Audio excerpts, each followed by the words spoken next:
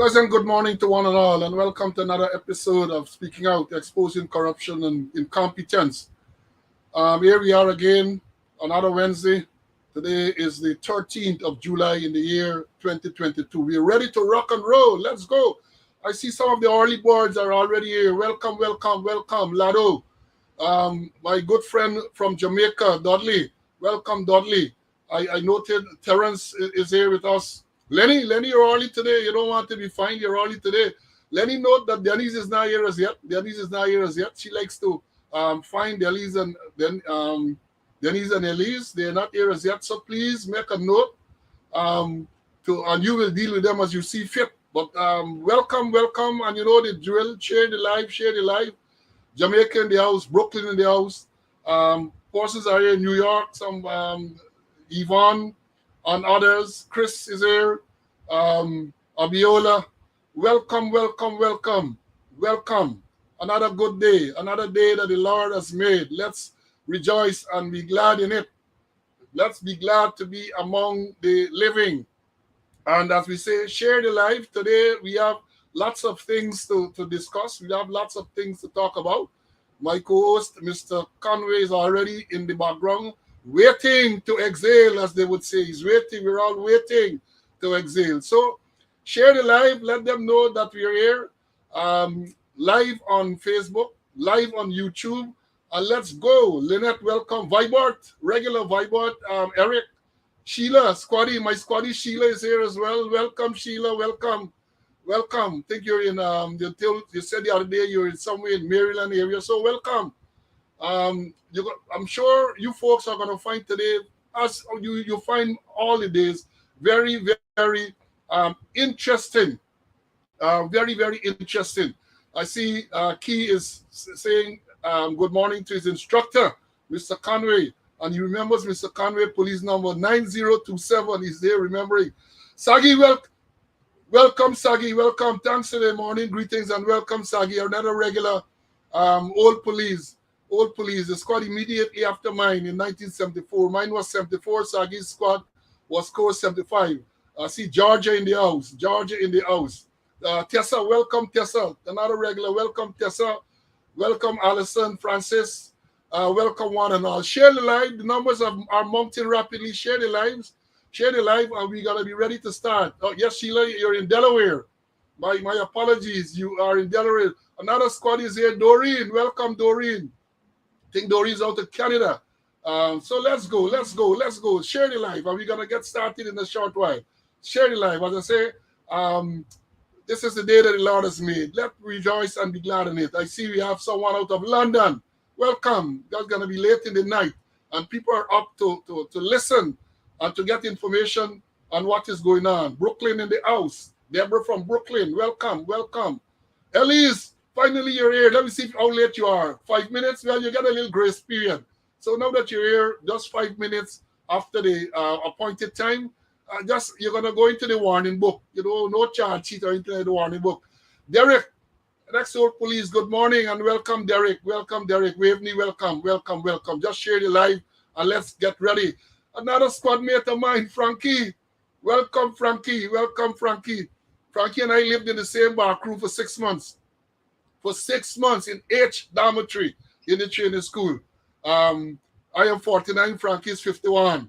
So we had a very close relationship in training school, and that relationship continued over the years. So welcome, Frankie. Welcome. Victoria East Coast is here. Allison is here. Chris is here. And welcome to you guys. Share the live. I know in the notification I indicated that we're going to talk this morning. Mr. Conway and I will discuss this disturbing allegation of torture at the Vigilance police station where a youth it is alleged that a youth was set alight it was set alight by the police. They were investigating some matter, and he is alleging. Of course, the police denied it. We got to discuss that in detail because some of the statements that are made, the only thing in my view that is absent, they don't start. As a little boy grew up, you said, Nancy, Tore, you know the thing culture, Guyanese culture. The only thing that is missing from some of these accounts is the preamble or the prelude, Nancy story. It don't really sound good at all, at all, at all. So we're gonna discuss that. Rhonda from Denhamstel, welcome Rhonda, welcome Rhonda, welcome. You're representing the West Side. You're representing the West Side, the Denhamstel and the West Side. So let's go. Let me again welcome all of you to this day that the Lord has made. I wish that you had a pleasant night. I wish you all the best for today and going forward. And I think we have so much to talk about that I don't want to delay any longer. Let me bring Mr. Conway in, and then we are going to be ready to start. CC, good morning. Good morning, Paul. God has been good to us. Unlike you, I don't want to delay the program any further, but let's move on. Let's get ready to rumble, as Michael Buffer would say. Let's get ready to rumble. Let me start by, I have been updating the audience about these matters that are making their way through the courts. And during the course of this week, two matters came up. One with the challenge, Mr. Christopher Jones, Member of Parliament, and the opposition chief whip brought an application to challenge what he claims is the unconstitutional appointment of Mr. Clifton Ikin as the acting commissioner of police. That matter came up during the course of this week. And you may have seen, viewers, that the Home Affairs Minister filed an affidavit in defense. And among the things that they are saying is that it became necessary to appoint the acting commissioner because of national security, cited the Venezuelan threat to Guyana, among other things. And also, well, I think the matter is now set for the 20th. Yeah, I think it's the 20th of this month. The matter comes up again before the Chief Justice. And then we had the matter just a few days ago with the challenge brought by the Police Service Commission in relation to the unconstitutional suspension in June of 2021. That matter came up. The Police Service Commission now has retained a senior counsel, and the Police Association, they too have retained counsel. Basically, they're trying again to get the matter struck out because I think the Police Service Commissioner is saying that they no longer have any interest in having the matter go forward. But Paul Slow is there, the man from the Maasai, and I discovered that I might have some Zulu in me as well. The man from the Warrior tribe. We're going to fight it right through to the end. We're going to fight it right through to the end. No retreat, no surrender. The matter went before Justice Gino Prasad. He ruled in favor of the commission. The Attorney General sought leave and appealed that to the full court. The full court agreed with the original decision that the matter should continue. Now the Attorney General is seeking leave of the full court to appeal that matter to the appeal court. So it's going to go. It's going to go all the way perhaps to the CCJ. But we are in the saddle. I am in the saddle for the ride. I am in the saddle for the ride, and it will go. I mean, it will cost you resources, and that is what they want. They want to block you. You must you spend all of these resources and lawyer fees and all these other fees, and they believe at some stage you wouldn't be able to compete with the state because you're competing here with the state. The Attorney General chambers, they have all the resources. They have the resources of the state at their disposal. But I get my little, the little kunch, as we would say in the country, and I intend to make sure that this matter goes all the way to the CCJ if it has to get there, because I am convinced that I am in the right. And one of the things that we have been saying, and CC, and I want you to comment on this. One of the things that we are saying, these are people who will tell you that they acted lawfully, they acted constitutionally, and yet still they are fighting tooth and nail to make sure that the matters are not properly ventilated in court. You're so sure that you are correct, but then you're fighting to make sure that the courts, well, of course, on two occasions so far, that is Justice Gino Prasad in the High Court and the full court. And I want to remind us that the full court decision was a unanimous decision. Both of the judges agreed with the lower court. So they are still fighting. Now it's going to go if leave is granted. That is, if leave is granted, because they are now seeking leave of the full court to appeal this matter to the appeal court. If the leave is granted, they're gonna go to the appeal court, and we're in it. We're in it. CC, what are your thoughts on those updates? Thanks for the updates. And I can recall the AG said on a couple of occasions that if we dissatisfied, let us go to the court. Let the court decide. And on the other hand, now he's going to the court and to prevent the matter from being heard. Let the court decide. Let's have judicial review, and that's the way to go. Well, yes, I remember he did say too. He did. I remember it well. He said that once the president makes an order, and he called me name, it's not for Paul Slow to decide whether the order is lawful or not. It's only a court can overturn that. So we went to the court. We went to the court, but now they're fighting.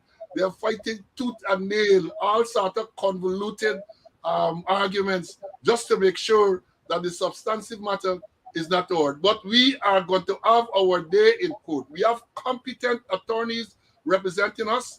We have every confidence in them. Of course, they have been winning so far, and they will continue to win. They are because the cause is a just cause. The cause is a righteous cause, and we know in the end, good always triumph evil. So we in there. I don't. We're not gonna get too biblical, even though we should, because they want the man who's supposed to be a bishop start off, as you had said last week. The man start off by lying on Friday the 4th about the promotion and so on. So we got to deal with that. So let's move on. And we would have noted too, over the past days, I think yesterday or day after, following our exposure to the public that the last promotion list, they had a man who they were investigating in relation to the Quinlan Brackus murder. I'm referring here to Sergeant McLennan. He was being investigated as part of it, and they promoted him to cadet officer. I noted, I think yesterday, I think it was. I saw it yesterday. I don't know when it came out, but there's a gazetted, extraordinary gazette, I think, and the promotion has been rescinded. Did you see that? Yes, I saw it. I read it in the Gazette that they withdraw the promotion. And then again, I don't even think if he had a right to be or to. But then the whole thing was illegal. And when the Police Service Commission is illegal, so anything that flows from the Police Service Commission has got to be legal. I always say when you're illegal and you try your illegal best, you are still illegal.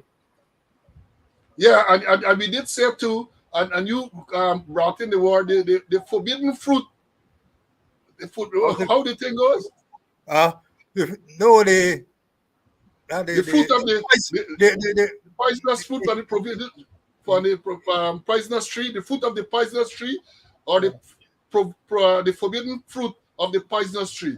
And what it means that if the tree is poisonous, in this case, if the Police Service Commission, and that too is making its way to the court, where the appointment of the chairman is challenged. To say that it was unconstitutional, he was unconstitutionally appointed, in that there was no consultation as required by the Constitution. So that is challenged. So anything that is done by the current Service Commission is questionable. Anything that they do is questionable, because if it should be held that the commission was not lawfully constituted in terms of its numbers and in terms of the chairman, then everything will go overboard. Let's see how that will go. Yeah.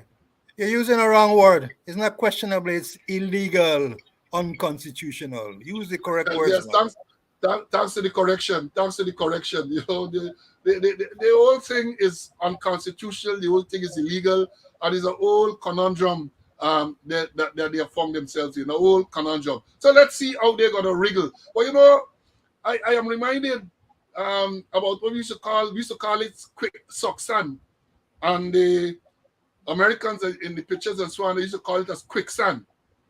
Quicksand or sucksand is a swamp you used to find in the jungle, and if you put yourself in it, if you walk into it, the more you wriggle, the more you fight up, is the faster you're sinking to the bottom. So they find themselves in quicksand, and they could wiggle, they could whine as much as they want to wriggle and whine. All they're doing is making matters worse. All they're doing is making matters worse. But did you observe too that even though they withdrew the promotion or rescinded the promotion of the sergeant. What happened to the civilian man? Well, he's done a civilian already. Maybe they left it at that, you know. Imagine they promoted a civilian. Well, they Oh, can't no. put it. They can't put it in the gazette that a civilian was promoted. They could have put a sergeant turned cadet officer. So Yeah. there's a whole story. So, Civilian. what the civilian? Why did the civilians still get powers of arrest outside of the normal civilian? What they call civilian powers of arrest? Man? What really is going on? You the man used to be in training, man. Enlighten us, man. Enlighten us. It's still illegal all the time, man. It's illegal all the time. You imagine that civilian, a man who left the work months, long time ago, the man get Uh, promoted, and uh, the man get promoted. So they rescinded the promotion of the sergeant, but I didn't uh, see anything with the civilian. Maybe they used another process to get uh, rid of the civilian. Maybe they need to use another process. Now moving on, moving on, continue to share the live. We're going up there. We're getting some nice numbers. We're going there. We are past what I had expected us to be at. So continue to share, as Dr. Hines would say, we have standing room. We have standing room. Don't continue to share the life and don't be selfish. Let others continue to continue to benefit from this interesting discussion. Now, the next thing, it occurred to me, CC, that this weekend is the weekend with this Killiben show. This Killiben show somewhere West Coast Bobbies. Do you have any advice for the commander and the policemen up there? And especially in light of what happened at the Botheration show at the National Park, where there was mayhem, confusion. Do you have any advice for the commander on the West Coast Bobbies in relation to how this Killiben show should be managed? well, I'm not certain who is the new commander because the other commander has been transferred to, I think, for C. But commander is commander. When you're in command, you're in command. And I wish to advise him, I wish to urge him that he should prepare what we call an operation order that's setting out what will be done. Um, we use some acronyms: IIMAC: information, intention, method, administration, and communication. Information, you spell out exactly what is it that will be done, what will be going on there. And in that information also you put a risk analysis, whether there be any risk as the case may be. The intention is what you intend to achieve at the end of it.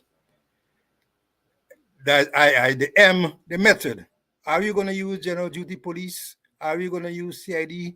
Are the ranks going to be armed? What would you do with people with firearm and a whole other thing? What the method you're going to use there? Then administration. Who would be in command? Who would be the second in charge? There might be various sectors who would be in the sectors, and then communication, the last one. Would the commander be communicating to the Minister of Home Affairs as was done in Linden a couple of years ago, or would he be communicating directly to the commissioner as the case may be? Would they be using cell phones, radio sets as the case may be? And critical to the operation, Paul, is briefing.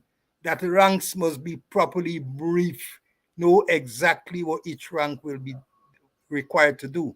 Sometimes you brief on a need to know basis. And at the end of it, they must have an urgent debriefing where you look and find out whether you'll achieve your objectives. You might find in your debriefing that ranks were absent from duty. You might find ranks perform outstanding. You might see ranks with leadership qualities and those kind of things. So the briefing and the debriefing, they are critical. And also with that operation order, you hold yourself accountable to that order. I mean, it is not cast in Mazzaroni granite. It could be fluid at times, but you hold yourself accountable to that order, and your superiors will hold you accountable. So I want to urge the commander, and I'm a West Coast Barbies man. I have good roots there. I have interest in Barbies all the time, particularly West Coast Barbies, that have your operational order and let people know exactly what will be done. And also in the operational order too, Upon in the briefing, you have briefing with the promoters them too. Let them know exactly what it would be like.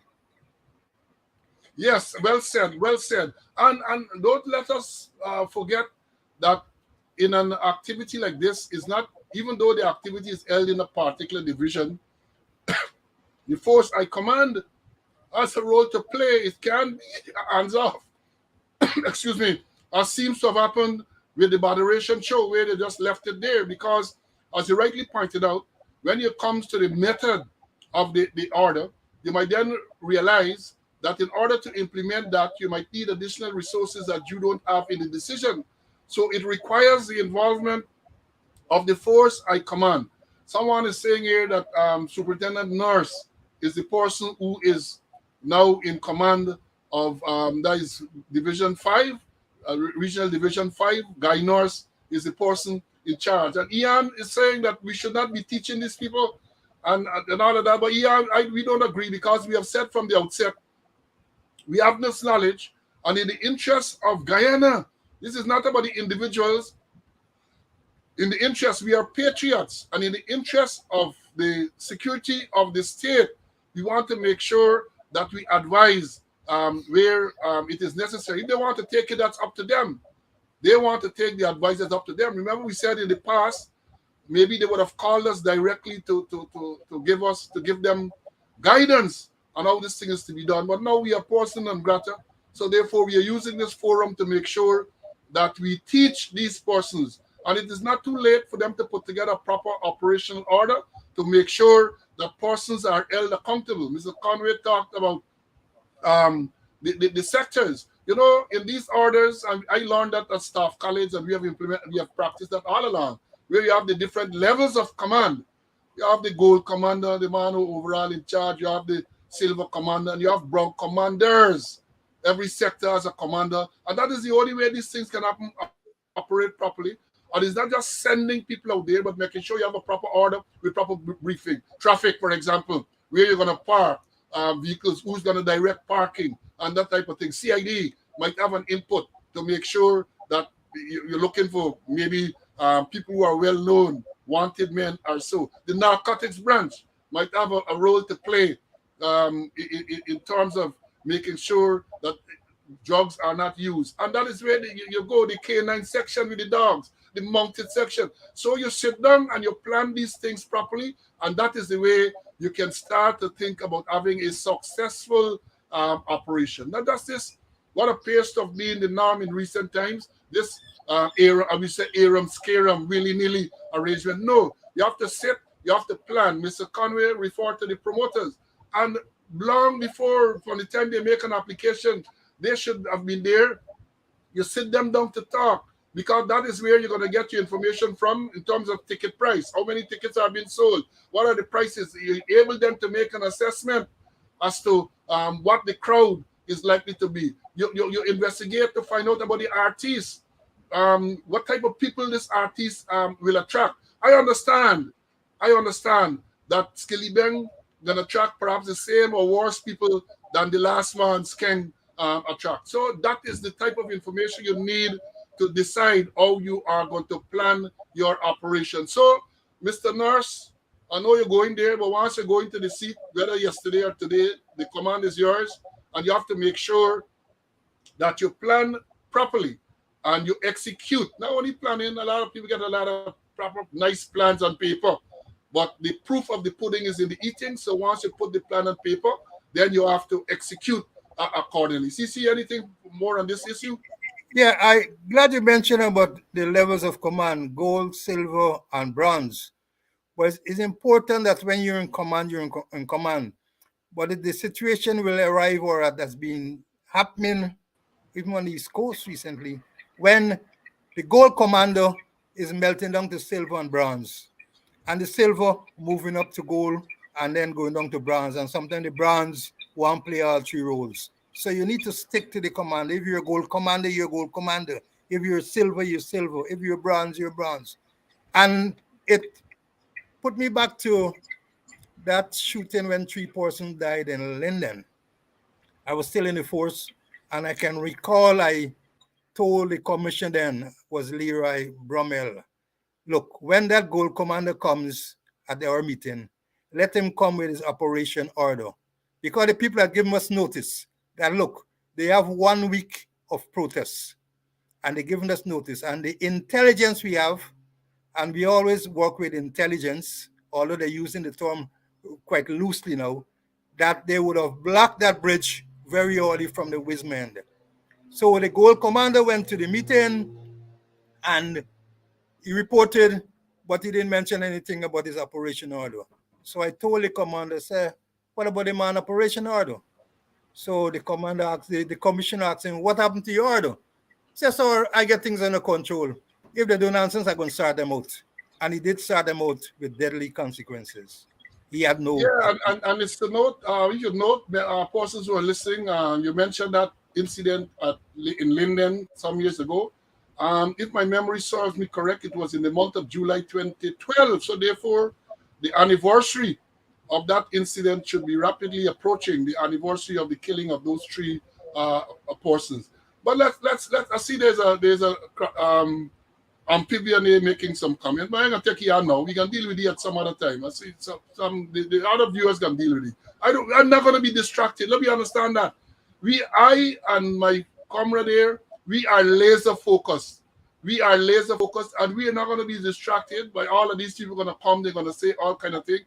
We can stand up in front of anybody, any forum, and represent our service that we had in the force. 37 in my case, Mr. Khan, we had more. We can do that. When the time comes, we will do that. So don't come according to what Cheryl said. Don't come by we funny. Don't come. We are not going to be distracted. Now the next thing I have here for us to briefly discuss. I noted in the newspaper some time ago that the 29 graduated from prosecutor's course as Nation School of Law after successfully completing a 6-month course. You're the man who was in charge of training. You're the training expert. Well, what are your views on that? I read in the papers and I was trying to get the objectives of that training program. The papers carry mostly what the Attorney General said and what I think Brutus said, but the objectives and the methodology and so forth wasn't thing. But I remember Larry Lewis years ago caused me to produce a 1-year special prosecutors course. And that course was conducted by the University of Guyana, the police, and the DPP chambers. 1 year. They had at least seven components. They did legal research and writing. They did advocacy, English, criminal law, evidence and procedure. And they had attachment to the courts. And that program was actually like a copy to the first-year program, law program that is being done at the University of Guyana. We had the first markings and second markings all done by the university. And it was so intensive. And it had a psychological effect because persons on that program felt like university students. They were in fact university students. And some of them branched off and did the first year, did the degree law program at the university. Remember, Gilhouse did it. He became a magistrate. Patrice Henry did it. He's now an attorney at law. And the majority of that persons on the first course and second course and third course went on to university. I remember one guy on the first course, he went on to university and he won the president medal, the best graduating student. So the program was an intensive program, a high class program. I don't know how they watered it down to a 6 months program, but if they can go back to that first year special prosecutors course with the 7 components that we had inside there. And when I look at the participants, 12 constables, I don't know if they were forecasting or they were looking ahead, but those 12 constables, if they are still constables, they can't prosecute because according to the law, officers, inspectors, and sworn officers. So those 12 constables can prosecute. And also, I think I understand one of the persons on the course there has now become a superintendent. And normally we don't, they can't prosecute. Normally they don't allow the superintendents to go and prosecute unless they're from the court superintendent office. But they attached to other duties. So you will lose 12 constables if you're not promoted, plus one person who is now a superintendent. Yeah, well said. Because we want to make. I observed that too. Because the breakdown, I saw the breakdown in the newspaper. They said there are 2 assistant superintendents, 3 sergeants, 3 lance corporals, 12 constables, and then they have 2 persons from the Food and Drug Department. Now, in terms of the constables, the Police Act, Chapter 61, I think it's Section 59, makes provision for police ranks to prosecute police cases. But it is specific. We're talking about constables not allowed to prosecute. A constable cannot go into the court and prosecute police cases. It simply means that unless those persons are promoted, it's 12 wasted persons you have there. They cannot prosecute. So you have a situation where I don't know if these people were sponsored by the force. I don't know if they went on their own, but in any event, you have a situation where 12 persons would have graduated from this course according to the report, and they cannot prosecute. So I hope that well, we know that they listen. So I hope that they also to make it right, because if you want them to prosecute, then you have to promote them to the rank of corporal, lance corporal, maybe to get them to prosecute. Other than that, maybe they're gonna be with this training gonna be orderly in the court, or they're going to be walking down to some court superintendent office. And I would say that if there is a case, it's a waste of your resource.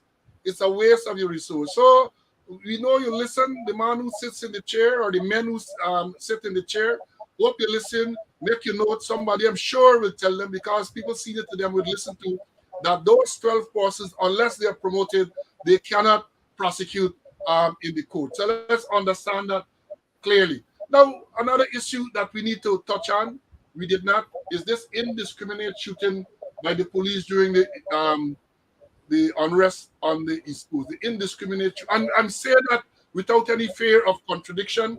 The evidence is there, the video evidence is there of police shooting indiscriminately. We have seen reports following that of persons who were on the ground, civilian persons who were on the ground and who are injured, describing what took place. CC, let me hear your take on that. First, I was shocked that the gold commander who found himself at the scene there attacking about what's the head of the police special branch in civilian clothing leading a riot unit. Unheard of. Unheard of. And the shooting was indiscriminate. I saw the cameras don't lie, you know. I saw footage of spent shell in a church. Persons who had the stall were shattered by pellets, and it just indiscriminate.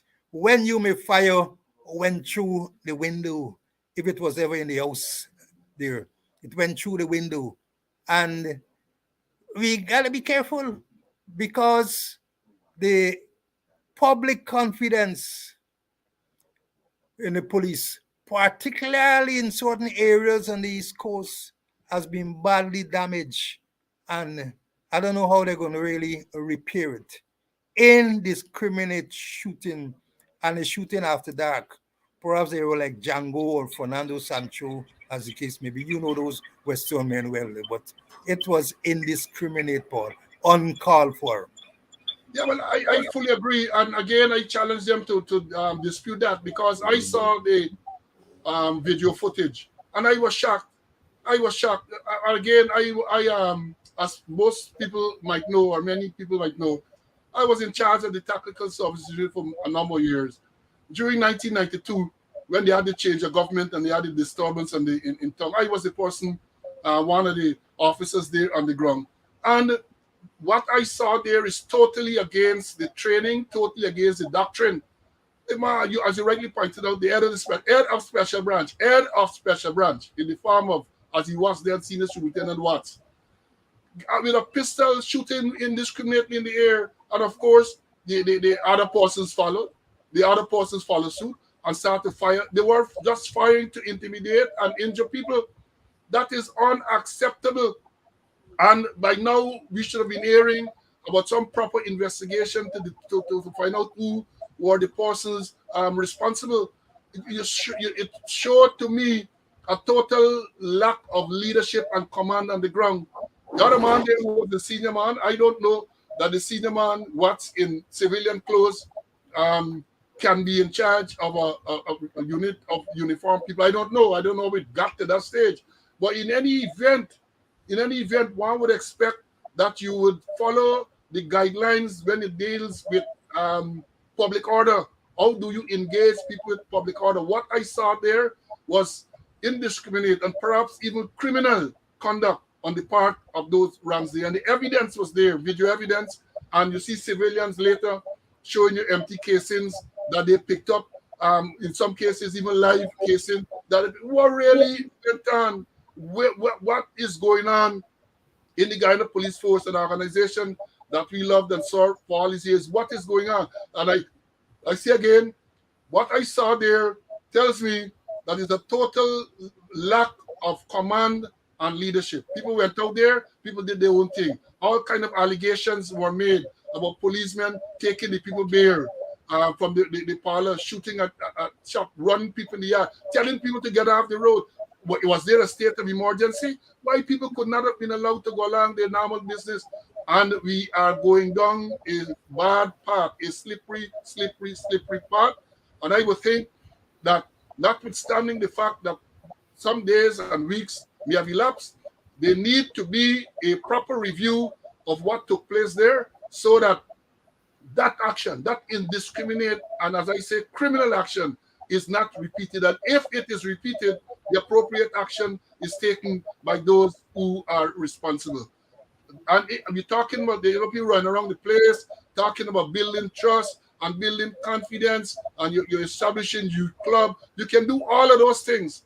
But one incident such as the one that we had there will erode all the goodwill that you may have. And I don't think there's much goodwill going around for the force, but the little that you have is going to be eroded. I saw a 10-year-old boy bleeding. I saw next one bleeding from pellets or whatever they use. I saw a next one being lifted to be taken to some ambulance.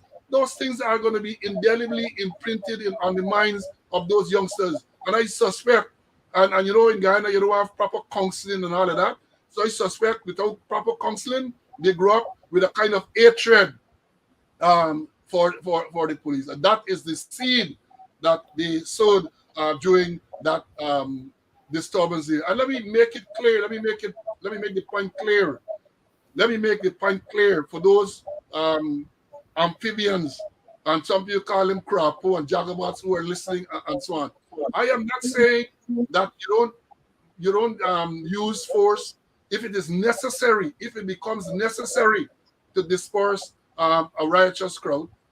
I am not saying that, but I'm saying that there are protocols. I taught that for years. I practiced it for years. There are protocols involved, and those protocols should be followed. Those protocols should be followed. For example, you never ever engage unless people are warned. And there was even a banner, a big banner, to tell people disperse or we are going to fire. You might want to say in the night, people can't see the banner, but there are other methods, loud hailers and all of those things that are used to tell people that, look, it has gotten to the stage that you need to disperse or another course of action will be taken. That is the SOP. That is the protocol. And bring any one of those people there to dispute that. Bring any one of them to dispute that. That was the protocol. And I'm saying categorically that the protocols were not followed. You had lawlessness there, and a big senior officer who tells himself he's the head of one of the important state unit. He is there being involved in that type of thing. See anything else on that before we move on? Yeah, the firing was Wild West. Everybody firing. And I know the part of the training that I had, what you used to teach, is that the commander say, look, you see the man with the red shirt there? Fire on him. And the commander used to direct what to be done. But everybody drawing a weapon and shooting. ridiculous, unheard of, buddy.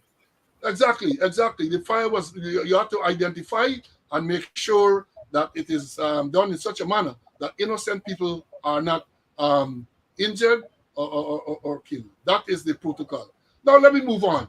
As we said in the notification, there is this allegation that the police tortured this juvenile at Vigilance Magistrate Court. From what I gathered, he was arrested on Thursday, and sorry, on Friday. He was arrested on Friday, taken to Vigilance Police Station, transferred to Covanjan Police Station, and taken back to Vigilance Police Station. And that day is where it was alleged on Sunday. He got into some confrontation with a detective corporal, I understand, Europe, and he is claiming that during the course, Europe went into the lockup with him, and Europe apparently attempted to assault him, and he fought back. And a lighter was taken out, and he was set. His clothing was set on fire. The police have a different version. That the police version is that he was in the lockup, and he took a lighter. He get the lighter, and he lit himself afire. But as I have been lamenting over the weeks, the police corporate communication unit has no credibility. So when they come up with these statements, nobody believed them. All they left out from the thing, they should start Nancy's story. And if you start with Nancy's story, then Guyanese of our age will recognize that you're coming with something that is not true. It's a Nancy story, it's a fib, it's a make-up story. See, let me hear you. Let me hear you on this one, man. Another shocking story, Paul, and there are conflicting reports. I heard what you mentioned there before. The big question is where he got that lighter from. He's saying that somebody, prison who was on a bench. And coming back to the basic that we used to teach, when you arrest somebody, you search them. Because you might find evidence relative to the charge. You might find evidence relative to some additional charge. You might prevent the prisoner from injuring you, prevent the prisoner from injuring others, prevent the prisoner from damaging private or public property. You might prevent the prisoner from escaping, and you need to take safe custody of the prisoner's property. Prisoner with a lighter. I'm surprised that he didn't get a piece of wire and a piece of sponge. As the case may be. I'm surprised that you have to take custody of the prisoner's property, and so that you can safeguard yourself and safeguard the prisoner. And then the thing is, when you carry a prisoner to the station, and I'm teaching too, you need to make an entry in the station diary. That's what you're arrested for, and you check the exposed part of his body and no sign of injury seen. He made no complaint against the arresting rank or any member of the force, and you ask him to sign. And even when you done that, you need to make an entry in the prisoner's charge sheet stating the property that the prisoner has there. If he has a lighter or so forth, you recall all of that. And when the prisoner is leaving, you give him back his property. But this guy was a juvenile, Paul. A juvenile. And juvenile, where was his parents? Where was his guardians? Where was others? I don't buy the story that the prisoner light himself. If he light himself, how come he got a lighter? Nobody don't search the lockups before the prisoner go in. Nobody don't search the lockups after. And then a man sit on the bench. For me, the designated place for prisoner is in the lockups. What the other one doing on the bench, as the case may be. So the whole thing, as you said, Nancy's story. We used to say Moriddle, Marie, and then you Yes, talk this. somebody just said that Moriddle, Marie. Yeah. Moriddle, Marie. You got to start with that. And the father is saying, and again, this is the story that is out there. The father is saying that when this boy was, his story, he gave him money to go and buy clothes to go to some funeral. I think the father's brother died and was to be buried on Sunday. He said that he gave him money to buy clothes. They all wanted to wear white. So he gave this boy, this juvenile, money to go and buy clothes, and he was arrested. The father's story is that shortly thereafter, he went to the station so that when the boy was taken into custody and was to be put in a cell, the boy handed over some ring to the father. The boy handed over his phone to another person who was there. So uh, where does this lighter come from? Where did this lighter come from? You know, interestingly, on Sunday, I saw this thing on Camps TV. A matter of fact, I saw the notification. So let me listen to hear what this thing is going on. So the man, the moderator for Camps TV, Mr. Amsterdam, called the station sergeant at Vigilance to find out if he knew of this matter. The station sergeant told him that he has to speak to the subdivisional officer. Mr. Amsterdam then called. He provided the phone number of the subdivisional officer. The subdivisional officer was called. I know what was his response. I had to look at this thing. I had to laugh. The first thing he said, "Oh, this boy was positively identified by the victim of the robbery."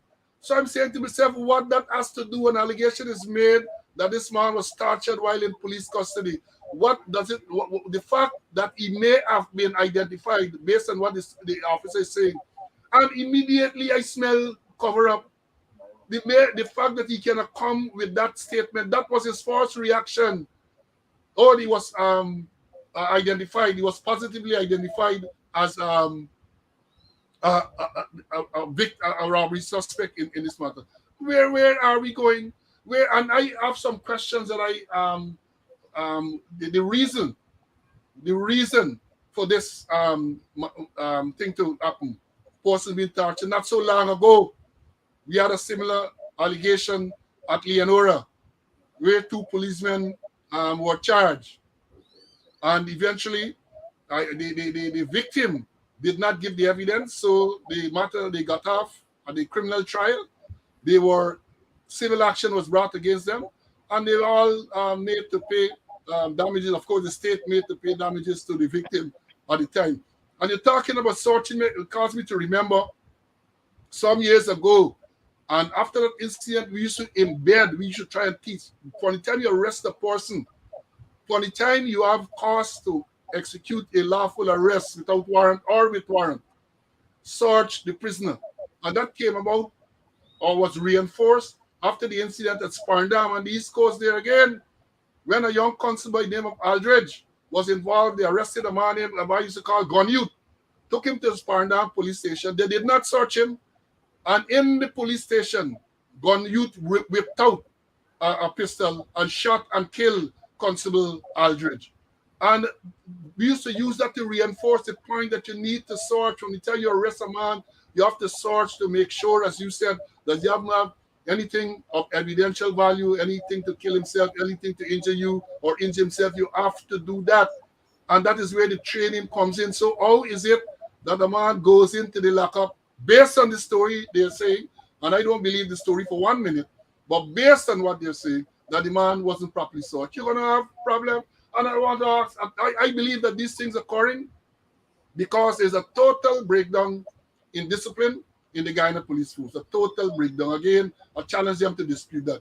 A few years ago, not but 2-3 years ago, perhaps even shorter than that, did the analysis on the survey to find that there's a total breakdown in the discipline. Ranks are not held accountable for their action. People are not held accountable, so they do things. Reports are made. People will tell you OPR will investigate. As in this case, OPR, they say, is going to investigate. When I was at the Police Service Commission, I saw numerous files where OPR will investigate. The matter will go for legal advice, and the DPP will advise disciplinary action against ranks. And there was no evidence that any follow-up action was taken. And I remember having to bring this to the attention of the force administration at the time to say that when the OPR investigates a matter, it should not finish there. There should be a follow-up to make sure that the recommended action, whether it's disciplinary action or criminal action, is taken. That is not in the system. So you have a situation where there's a total breakdown in discipline. And when you hear OPR investigating, you got to be a little concerned. You have to be. I mean, even last night, the father was saying police investigating police, but no one else. There's no one else to investigate. That is the system. But then when the investigators are not coming across as being credible, people are doubtful whether justice will be served, whether this thing is going to be done properly. Well, you would know too that back in the day, you had some police ranks, police forces who were investigating, and they were so credible that police used to be afraid. You remember Ignatius McCrae? If Ignatius McCrae from CID investigating, and then they had brought back, like Lewis had brought back this man, he used to call it, I think it was Super Panic, Super panic, yeah. to investigate police matters, and police were fearful because they know that a proper investigation would be done. I don't know that that type of fear is there any longer, and I would want to hasten to add that unless and until the system is of such where a policeman know that he's going to be held accountable for his unprofessional action, things are going to get worse. Things are likely to get worse. Now, let me say this too. Let me say this. People can continue to do that because even if you get charged it now, even if per chance they recommend that the rank be charged, and even if you are convicted, that seems to no longer be a bar to promotion. As we had said before, one of the things that cause people to make sure you don't want to get charged it, even though somebody worthless policeman would tell you charge it is part of the kit. But you never wanted, if you are ambitious, you never wanted to get a charge it because that used to stymie your acceleration in the force. But now, in the recent promotions that they give out, that you call illegal promotion, several senior persons with pending matters have been charged, well publicized matters have been promoted rather. Several persons pending disciplinary matters have been promoted. So you're saying then that look, that is no longer a bar to promotion. Disciplinary matters is no longer a bar to promotion. TC, you want to comment on that? Yeah, well, let me just get back to searching here. And to make the point that searching is critical is a matter of life and death. When I was illegally arrested by Deputy Superintendent Harvey and party, taken to Suku, taken to Brigdam, I spent 8.5 hours under arrest. And believe it or not, Paul, I had my firearm with me all the time. Nobody searched me. Nobody searched me. And coming back to the point, persons with disciplinary offenses, officer that the Chief Justice said was self-serving, matters, persons with serious matters are being promoted. Yesterday, a certain officer called me and he said a sergeant was recommended to be charged by the DPP and the sergeant is now an inspector. So he wanted to know what he must do. No, no, I mentioned in a letter, no due diligence was done by the Illegal Police Service Commission, led by all person, a bishop. And I want to say, I know And that's some not bishops, that, some that's not the bishops is bishop. like, That's but I not the don't want bishop to, bishop. And no, that's not the no, bishop. no, we get some bishops, but I don't expect this one to lie, but that is the cold fact, right? Yeah, well, you said it. I got information too that a man who was a sergeant who was stationed at Letem in Region 10, he was inebriated. In other words, he drunk and he threw the gun, or somebody stole the gun from him. He was then transferred as part of he was being investigated and transferred to the TSU. So he's at the TSU. The man get promoted to inspector. The matter has not been completed. The man is promoted to inspector, and a serious investigation is being conducted to determine how come he lose a firearm belonging to the state. The man get promotion. So as you rightly point out, no proper due diligence. This was a rush list. We know all they did, they rushed the list to make sure that the injunction did not interfere with them. So on the Friday the 1st, the bishop is saying on social media during an interview that no, we're not considering promotion as yet. We're just going through the files that were there. We're looking at discipline. We're going around to meet the ranks and so on. And the next day, the very next day, the government order dated the 2nd of July is there. So what happened there? And I'm making the point though. I'm making the point, and this is where the police and me coming out, that the man might be correct. The man, don't let me believe that that list that came out was sanctioned by the police service commission. So then the man didn't know nothing about the list, because you would have noted that normally a list comes out after deliberation of the Police Service Commission, and the government order comes out sometime after with date of promotion, salary scale, and all that type of thing. This time around, it's just the government order with one date for everybody. Everybody 255 or everybody is getting one date, right? And no salary scale is listed and all of those type of things. So the bishop might be correct in that he's still contemplating a promotion because that thing might have been signed by the secretary because the secretary is the person who signed the government order.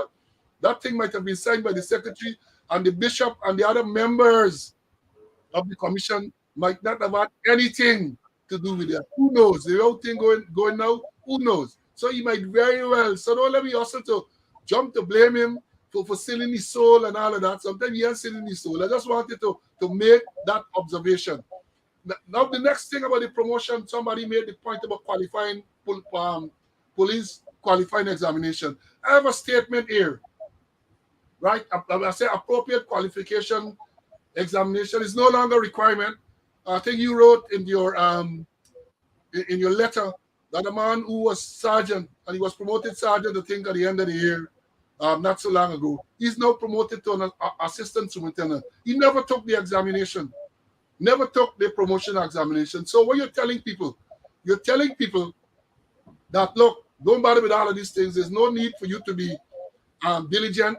There's no need to be of proper conduct and to be highly disciplined because all of those things are no longer necessary for your advancement in the force. One would recall in 2020, in August of 2020, several ranks who joined the force in August of 2020 were promoted to sergeant in September of 2020. One of the most ridiculous cases is the man who joined in 2020, in August 2020, promoted to sergeant in September of 2020, and in 2021, he received a letter from the person who was carrying out the functions of commissioner, thanking him for his 18 months of yeoman service because he was retiring in 2022. He's retired already. So he joined in 2020, promoted sergeant within a month of joining the force, and he's no longer, now he's a civilian. If they get maybe they extend him in the special constabulary or something like that. But that is what you find. And the man who sits in the chair of admin speaks about morale and motivation. Well, get out of here. What morale and motivation? You think people forget them thing? People tiling in the field all the time. And a man joined in August, promoted to sergeant in September, and he was 53 plus, almost 54 years old. And you're telling people about morale? This is a big joke. I want to know if Link Show, they must be part of the Link Show.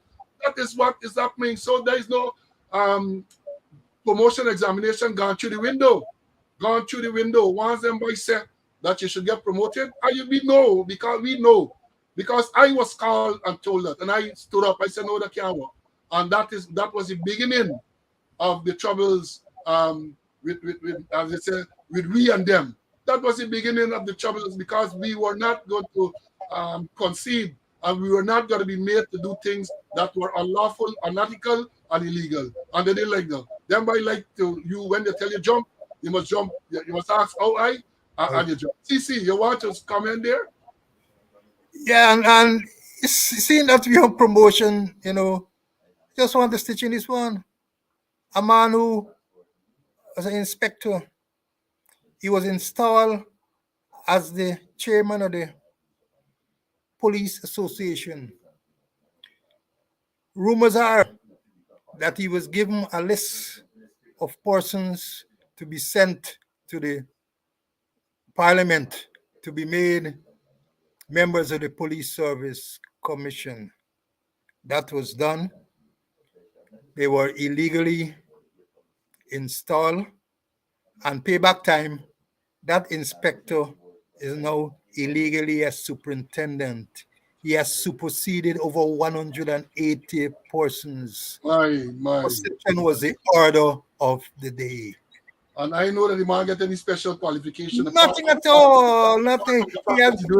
He was sent there to do whatever he did. He was at the election commission's office during that break-in. So he getting payback. But you know they say karma is a bitch, yeah? Nothing in this life goes unpaid. Nothing in this life goes unpaid. So when it miss you, your children and your grandchildren, and I said this about a certain man who we suspected was the person responsible for the leaking of the promotion shortlist. I mean, if it miss you, you get your children, you get your grandchildren. Karma is a bitch. Karma is a bitch, and the day will come. The day of reckoning will come. And let me say this further, and just to show how these people have no integrity. The man who sits in the chair of the commissioner in May of this year, and I'm quoting them, because they're listening, they're going to run to say they're going to sue Paul Slow. So let it go ahead, right? The man says, right, that promotion will have to be, put a cop seeking promotion will have to complete studies, sit exam, and I'm quoting you now, for one to be elevated from one rank to the other, you will have to do what we consider to be core courses for the criteria. I don't know what you're talking about. Continue. Discipline, performance, and write a promotion examination. That is May this year. The man made that statement, right? He made that statement. And just a few months down the road, that statement gone through the window. That statement gone through the window, right? Now, the next thing that I wanted to mention in terms of this promotion, again, I'm gonna quote them, I quote the whole thing in the man who sits in the chair of admin. I think it was in March. He said, in March of 2022, he said the use of force, and here I'm quoting, the use of force seems to be one of the areas that we are lagging behind. And in this regard, many of the locations and even some individual members are now currently blacklisted by the United States Department. Training is one area that will assist us to get beyond the blacklisting so that we can benefit in closer collaboration with the U.S. Embassy. I want to ask a question. Can the chairman of and the man who sits in the chair of the commissioner tell John Public, don't tell me, tell John Public if individuals who were blacklisted by the U.S. State Department were recently promoted? That's a question. And the media people, I get a lot of friends in the media, but I just got to cuss them out sometime. When we reach one-on-one, I just tell them a piece of my mind. Because they're a little lazy. This is a statement made since May this year, or since March this year. And nobody has followed up. This is the man who sits in admin, and who one will presume knows what is going on. He is saying that locations in the force and individuals, not singular, locations and individuals are blacklisted by the United States State Department. So I want to know, with all of this promotion, whether persons who are blacklisted by the United States State Department are were promoted in this last year. And let me go on to say this. As I suspect that was the case, people who are blacklisted have been promoted. So in a sense, what you're telling the United States State Department through the embassy and all that, you go on the side, go on. We run things and we are going to do what we want to do. So you could say you blacklist locations, you can say you blacklist individuals. We run things and we are going to do what we want to do, including promoting those persons who you have blacklisted. See, let me hear you, man. I agree with you with the blacklisting, but let me give this one. There was a video, I think was the man who sits in the chair is one of his public relations officer had it with the admin man. And the admin man said, I've done a writing, that in looking at promotion, they look at gender and race. Full stop. Gender and race, among other issues. So I don't know since when gender and more particularly race became an issue in terms of promotion. I'm not going to call names, but when I look at the promotion, assistant commissioner, senior superintendent, and superintendent, check it out and make your own judgment, Paul. Yeah, and in the United States and generally they have a thing, if they study, they're going to have something they call affirmative action. I don't know that in Guyana we have that policy of affirmative action. So maybe these guys decide now they're going to have affirmative action. That is the only way you can bring race and gender into consideration when you're doing promotion, because one would have thought that it would be by merit, but them by change things. So now you have other considerations. And that is what he said. I heard that statement too. And interestingly, the video is no longer available on social media. The video is no longer available on social media. So they must pull it down. They pull it down. They recognize that they talk. I believe that they recognize that he said a lot of trash, and therefore that video was pulled down. Now coming back to this torture case, something that we failed to address is that because they're saying again that the two ranks are under close arrest. They are saying that the two ranks are under close arrest. You address that, man. You address this close. If they're saying that the man burn up himself, how come ranks under arrest? And then again, they're using the term very loosely. Because for me, or not for me, according to the law, close arrest deals with Police Dispatch Chapter 1701, and it does not deal with criminal offenses. So how come, I repeated myself, the man burn up himself and two ranks under investigation and the OPR investigating? I'm confused, Paul. You might be able to understand that better. That is beyond me. I believe, when they say close arrest, they are trying to perhaps get me and you frustrated, because we have pointed out, we have educated the public, we have educated ranks that close arrest applies to disciplinary matters. Section 10 of the Police Discipline Act, Chapter 1701, identifies 4 offenses for which a rank can be placed under close arrest. And certainly, if in this case, I believe they might be investigating a case of, if you say the man was tortured, it's more likely he was burned. So you're talking about a case of inflicting grievous bodily harm. That is not a disciplinary offense. That is a criminal offense, and ought to have been treated in that manner. But it's a way to cause the public to drop the guard, and I believe to fool the public, and at the same time to not to rile up the people. Oh, you're not arrested in the usual manner. You're under close arrest. So you're there around, you walk around, you do your thing, you perhaps make pelt a shot, go home in the night and come back. And that is one of the reasons too why these things will continue to happen. As we alluded to earlier, condign action is not taken against persons when these things happen. And therefore, that is why you're going to continue to have this problem.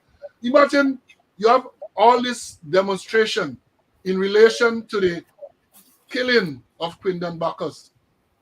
And in that environment, people can still be accused credibly of torturing a suspect, a juvenile who is in custody. Can you imagine that?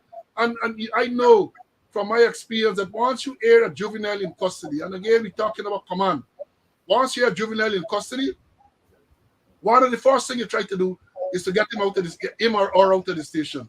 The juvenile parent, is in this case where the parent turn up, release him to the custody of the parent. And if it's a female juvenile, buddy, there's no way in my day you want to keep that female there for a minute more than she has to be there. Because once you have a female in custody, not only juvenile, once you have a female in custody at the police station, you have a responsibility, you have an obligation to make sure that female ranks are on duty all the time. So in case the female want to go to the bathroom or anything like that, someone is there. So I don't know what is going on.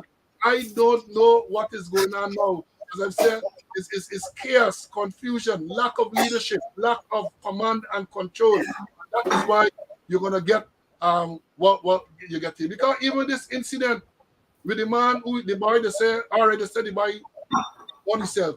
The police did not inform, according to the father, the police did not inform them. It's someone at the hospital Someone at the hospital who saw the injuries took a video and then informed the parents. If you are saying that this boy lit himself afire, then one would believe that right away you're going to make the necessary entries, you're going to inform the parent, and you're going to take that course of action.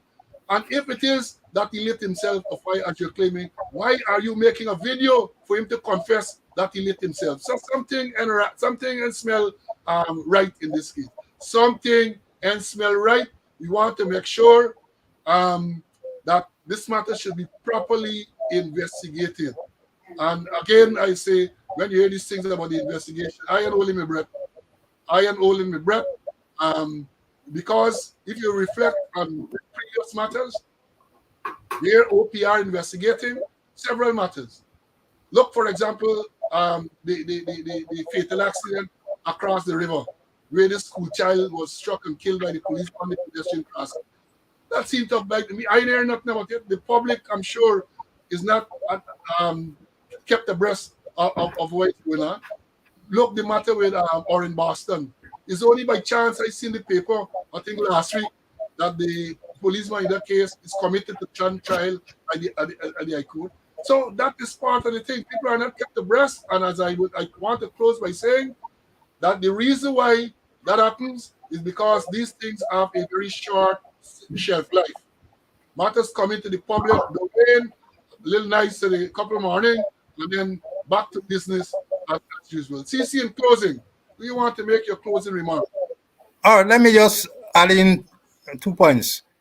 The matter across West Dem, I read in the newspaper where they quoted a commander saying that the DPP has recommended an inquest and that the policeman has been placed under open arrest. You mentioned about prisoners, particularly female.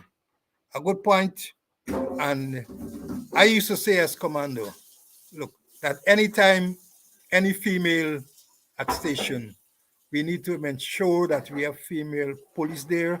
And I used to tell them, I used to use some loose words, or important words. I said, as long a female is at the station, all them police there turn trusty men.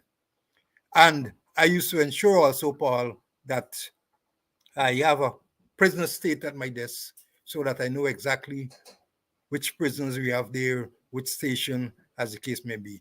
But I wish to urge Norse Commander in Region 5 that this show coming up, please make sure that he has his operation order, make sure that his proper briefing with his ranks, make sure that he has proper manpower and other resources for that show, because history has a way of repeating itself. What happened at the National Park with the Balearation can flow over to Borbis. And that's all I need to say for the while. Thank you, my brother. Thank you. Now let me close in the usual manner by cautioning you to be careful. COVID is still there. The numbers every day, if you read the papers, people are now dying again from COVID in Guyana. You need to take all the measures to make sure that you protect yourself at all times, like the referee would tell the boxer. Protect yourself at all times. COVID is real, and you need to do what you have to do. So I want to end this morning by thanking you for giving us your time. I'm sure, I hope that you would have been informed, educated for some on some of these issues, and we will continue to do that. Notwithstanding the fact that they're now sending people to distract, we are not going to be distracted. We are not going to be distracted. We will continue to inform you of what is going on in the country, in the force, as it relates to the areas that we know about. And we're not venturing out of our lane. We're staying in our lane.